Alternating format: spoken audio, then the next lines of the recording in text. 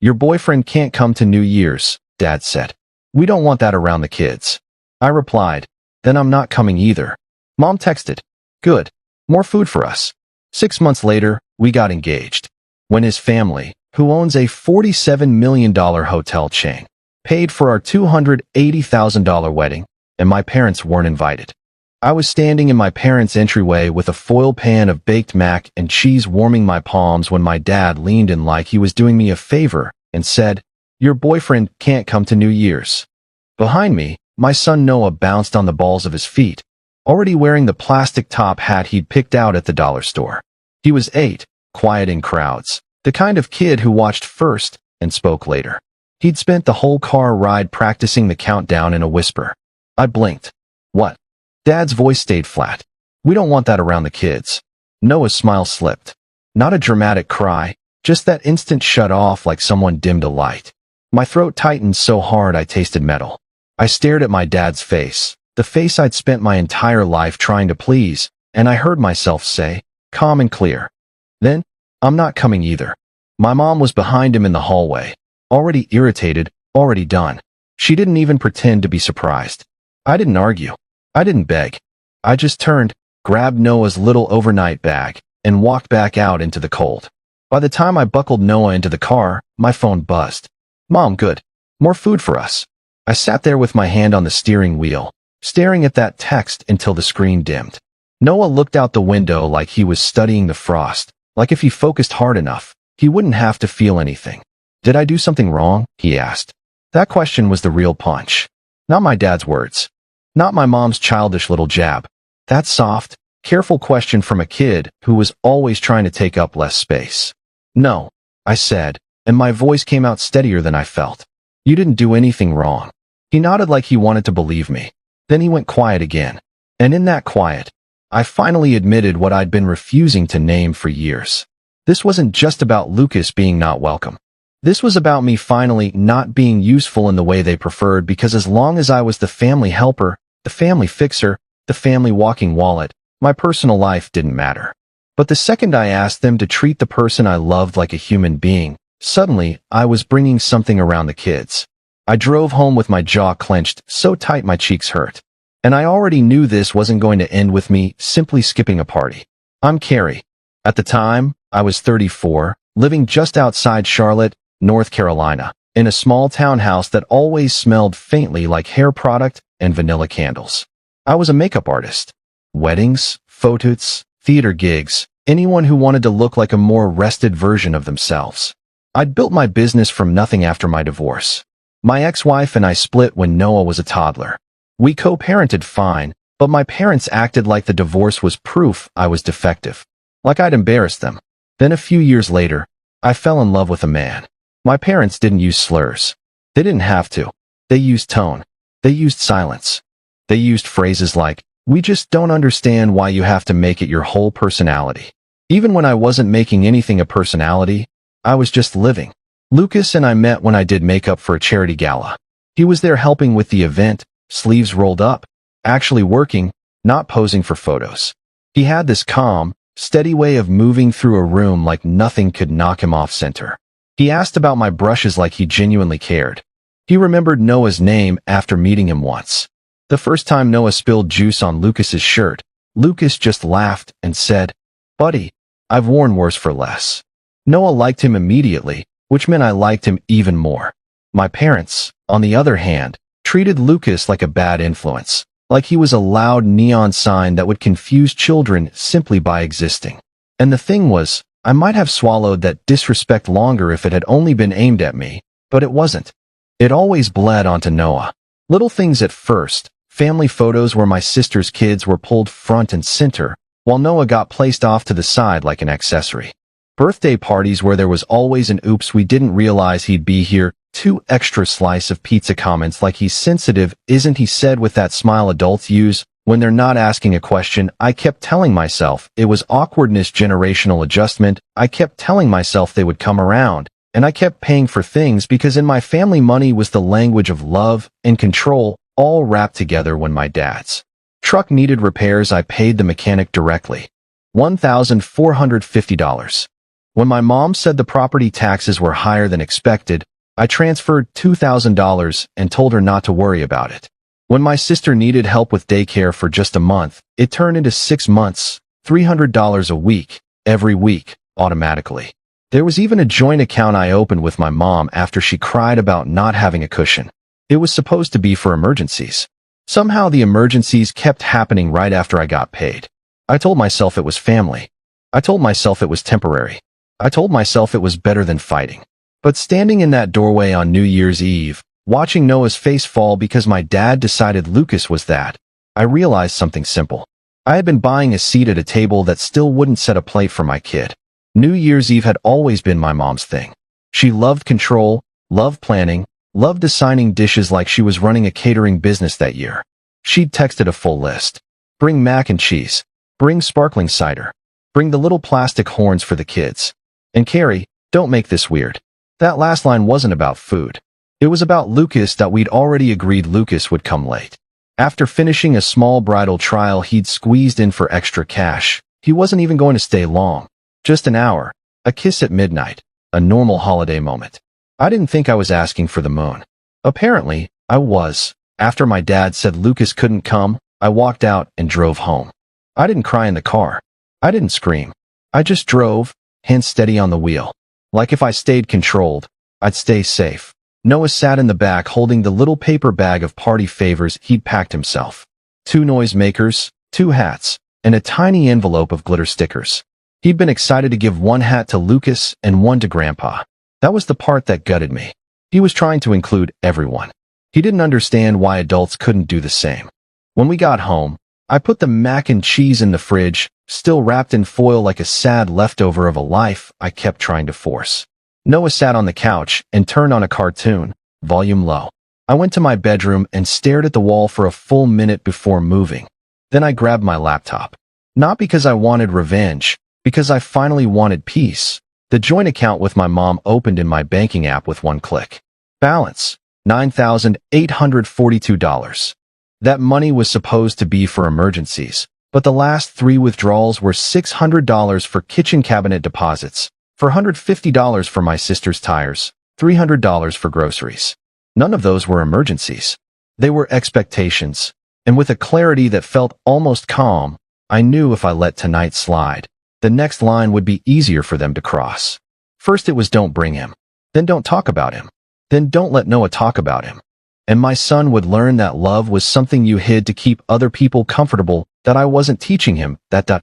So I made one decision. I closed the joint account. Not transferred the money and left it open.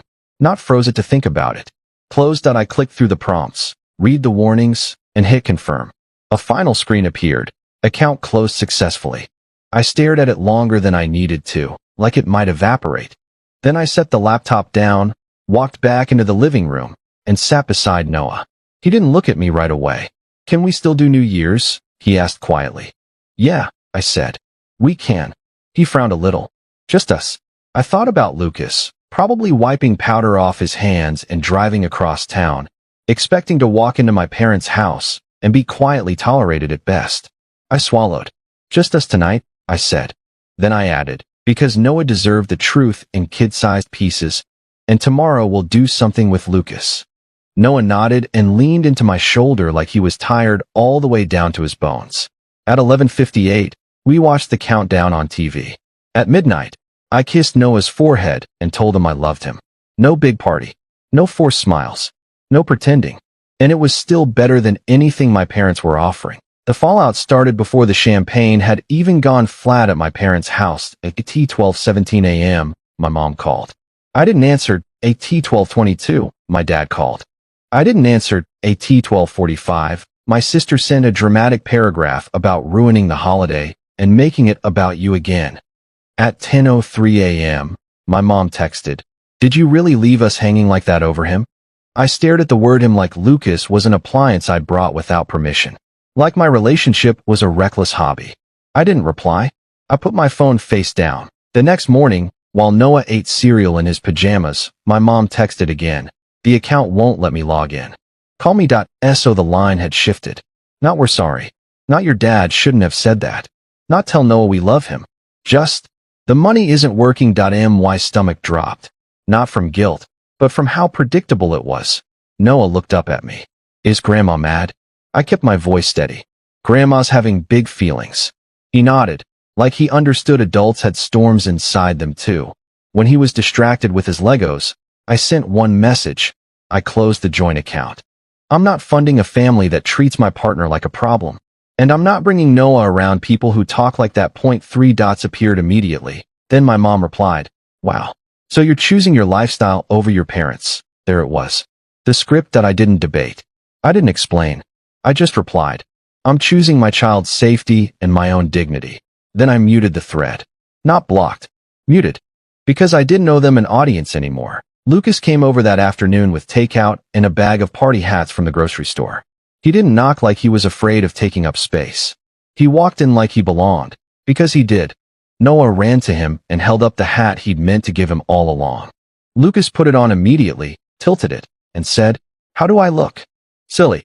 Noah grinned for the first time in 24 hours. Lucas sat on the floor and built Legos with him like it was the most important meeting in the world. Later, while Noah brushed his teeth, Lucas sat beside me on the couch.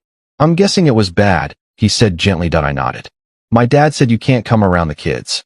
Lucas's face tightened, not with anger, but disappointment. Like he'd hoped for better, but wasn't shocked. I'm sorry, I whispered, and then hated myself for apologizing to the one who'd been hurt. Lucas reached for my hand. Don't apologize for them, he said. Just tell me what you need. What I needed was simple. I needed to stop pretending my parents' love could be earned with money and silence. I already did it, I said. I closed the account. Lucas exhaled like he'd been holding his breath. Good. No lecture. No guilt. Just good. And something finally unclenched in my chest. Over the next few weeks, my family tried every angle. Guilt, sadness, blame. We miss Noah. You're punishing everyone. After all we've done for you. But everything they'd ever done had come with conditions. Obedience. Compliance. Gratitude that meant silence. I felt grief. Not for who they were, but for who I kept hoping they'd be. Noah didn't ask to see them again. That told me everything. Kids don't hold grudges. They learn patterns. And he'd learned their house wasn't safe for the people he loved. One night, Noah handed me a drawing. 3 stick figures holding hands. Me, him, and Lucas. Fireworks above us. New Year's, he said. This is our family. 6 months later, Lucas proposed at a quiet lake park. No flash, just steady love. Yes, I said, crying and laughing at the same time. Does that mean Lucas is my stepdad? Noah asked. If you want me to be, Lucas said. Okay, Noah replied. That was it. Lucas's family was different. Wealthy? Yes, but kind without conditions. They welcomed Noah without hesitation. When they offered to pay for the wedding, I panicked. This isn't a leash, his mom said. It's a gift. For the first time, I learned that generosity didn't have to come with control. I told my parents we were engaged and asked for respect. My mom replied, congratulations. We still don't agree with your choices. So I made another quiet decision. I didn't invite them. A wedding is for the people who protect your joy. They didn't. And that was the most peaceful choice I made of all. A cousin saw the save the date online. Someone talked. My sister called for the first time in months. Are you serious? Mom's crying. I'm not doing this, I said calmly. So you're marrying into money and forgetting where you came from? She snapped. That actually made me laugh. You mean the place where my son was treated like collateral damage?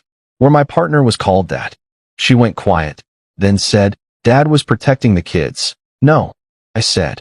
He was protecting his comfort at Noah's expense. Then came the guilt. You owe Mom. I looked at Noah on the floor, drawing tuxedos for our wedding. I don't owe you access to my life, I said. And I don't owe you my money. She hung up. I was shaking afterward, not from fear, but from finally not bending. Lucas wrapped his arms around me. I'll be okay, I said. And I meant it. Our wedding day was calm and bright. No chaos. No guilt texts. Just me, Lucas, and Noah. Do I look fancy? Noah asked. You look like you own the place. Lucas said. At the ceremony, Noah walked between us with the rings, serious and proud. When the officiant asked who supported us, Lucas's family stood instantly. So did a few friends and one cousin who'd quietly said, they're wrong. There were empty seats, But I'd stopped saving space for people who wouldn't show up with love to eye in my vows. I didn't mention my parents. I looked at Lucas and said, "You made a home with me when I didn't know if I deserved one." Afterward, Lucas's mom hugged me and whispered, "You protected your boy." That was everything. The next day, my mom texted, "Must be nice." Noah should have been with real family. I sent one reply. I won't fund or entertain people who treat my family like a mistake. Then I blocked her. Not in anger, in protection, and the quiet that followed wasn't empty. It was peaceful. Noah stopped flinching when my phone buzzed. He started calling Lucas into his daily life without hesitation. Lucas showed up every time. Almost a year later, Noah handed us a drawing. The three of us at a table, candles lit. At the top he'd written, "Our new year." On New Year's Eve, we stayed home in pajamas. At midnight, Noah counted down loud, blew his horn too hard, and we laughed until we couldn't breathe. Later, Lucas asked, "Do you miss them?" "I miss who I wanted them to be," I said, "not who they are." I taped Noah's Our New Year drawing to the wall where it couldn't be ignored. Because family isn't about blood or money, that it's about who protects your joy and who never makes you feel like you